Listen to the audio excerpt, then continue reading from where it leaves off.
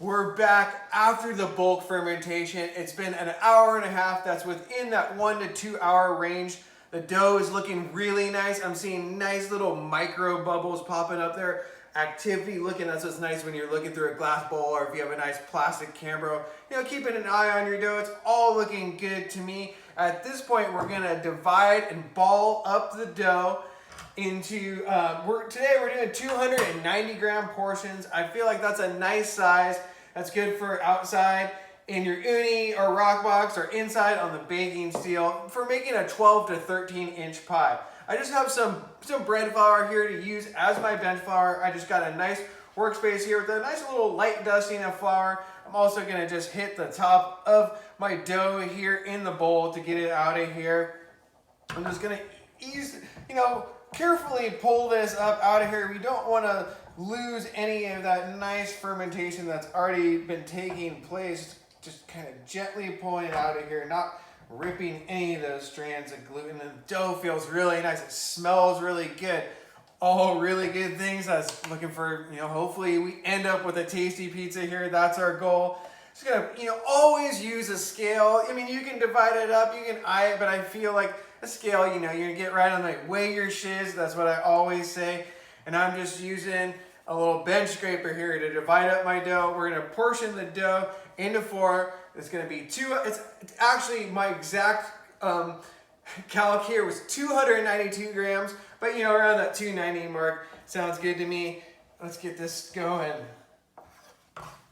Hopefully, you never hit it right on the money whenever you're doing it on camera. 238, that's what I was feeling. It was a little short. And so what you do when you're short like this, you don't want to try and get too many pieces here. Try and get it in 1 to 2. 1 if you're on the money and you're having a good day.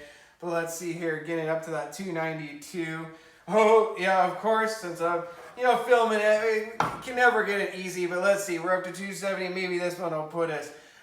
We're there, 290. That's looking good to me. And so with these extra pieces, I'm just gonna kind of tuck it in right here. And I like to ball up my dough just in my hands here. Another way you can do is put it down onto your workspace and fold it in. But I like just taking it and getting a nice smooth surface here, working it with my hands, folding it in. But like if you've ever made fresh mozzarella, it's kind of like even some dumpling type dough. It's a similar feeling to that. You're just working it into a ball here, pushing it in, making sure to close it off here. I just close it off by pinching it on the bottom here. Drop it down on the board. You can check here, make sure it's nice and closed up. It looks good to me. This dough smells so good. I can't wait to make a pizza for it. What I'm gonna do for our final fermentation here, I'm gonna let the dough sit at room temperature for about 2 to 3 hours before I put it in the fridge and use it tomorrow. Or, if I'm feeling like use it tonight, I'll just let it go for, probably for around 4 to 6 hours till it's looking really nice. You can always put that in the fridge too, if you're gonna be using that same day. Back to my pan though, an important thing.